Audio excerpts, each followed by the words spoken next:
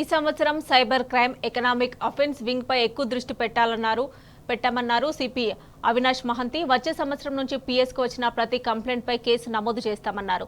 ఏడాది cyber crime 32% పెరిగిందని, 11,914 cyber crime కేసులకు 70 కోట్ల అమౌంట్ ను రికవరీ చేశామని తెలిపారు. డిజిటల్ క్రైమ్ తో పాటు నార్కోటిక్ కేసులు కూడా పెరిగాయన్నారు.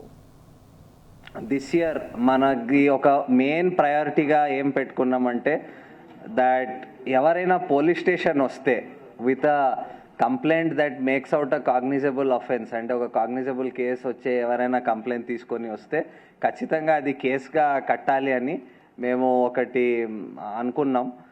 And that was one of our main priorities.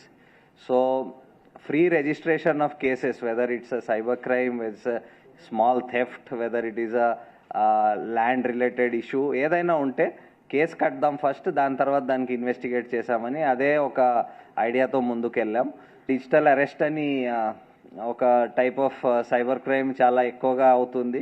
Year మీరు స్టాటిస్టిక్స్ చూస్తే అది కూడా బాగా పెరిగినాయి. ఇంట్లో కొన్ని సైబర్ క్రైమ్స్లో మీకు చాలా రీఫండ్స్ కూడా మీరు చూసి ఉంటారు. కొన్ని పెద్ద అమౌంట్స్ కూడా విక్టిమ్స్కు రీఫండ్ అవడం జరిగింది. ఎకనామిక్ అఫెన్సెస్లో ఈ year first we had our economic offence wing established formally. దానికి ఒక పోలీస్ స్టేషన్ డెసిగ్నేట్ కూడా చేయడం జరిగింది. అక్కడ కేసెస్ కూడా రిజిస్టర్ చేయడం జరిగింది. సో 3 crores పైన ఉన్న అమౌంట్ లాస్ ఉంటే డైరెక్ట్లీ ఎకనామిక్ అఫెన్స్ పోలీస్ స్టేషన్లో వింగ్లో అక్కడ డైరెక్ట్లీ ఎఫ్ఐఆర్ చేయడం జరిగింది.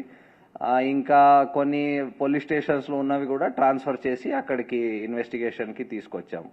సో చాలా కేసెస్ దాంట్లో ఇన్వెస్టిగేట్ అయ్యి మెనీ ఎస్పెషల్లీ ఈ pre launch offers, deposit frauds బాగానే ఇన్వెస్టిగేట్ అయినాయి అక్కడ.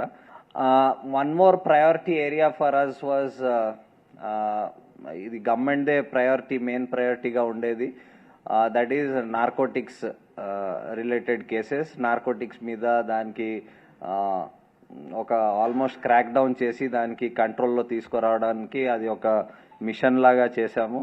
సో దిస్ ఇయర్ మీరు చూస్తే కేసెస్ కూడా పెరిగినాయి, నంబర్ ఆఫ్ అరెస్ట్ కూడా పెరిగినాయి, క్వాంటిటీ ఆఫ్ డ్రగ్ సీజర్స్ కూడా కొన్ని హై వాల్యూ కన్సైన్మెంట్స్ కూడా పట్టుకోవడం జరిగింది.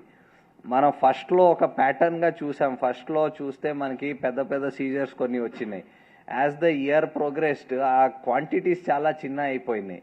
న్యూస్ ఏమంటే దట్ ఇక్కడికి తీసుకురావాలంటే పెద్ద క్వాంటిటీస్ తీసుకురావడం కష్టం.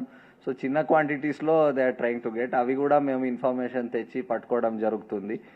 ఇంకోటి ఏం చేసామంటే ఇప్పుడు మన దగ్గర ఈ డ్రగ్ టెస్టింగ్ కిట్స్ ద్వారా ఎక్కడ మనకి డౌట్ వస్తే ఎవరు కన్జ్యూమ్ చేశాడు, whether it is drug dealer ఉండొచ్చు or it could be a rowdy element ఉండొచ్చు, అక్కడ మేము వాళ్ళకి ఆ టెస్టింగ్ పెట్టి చాలా కేసెస్ కూడా నమోదు చేయడం జరిగింది.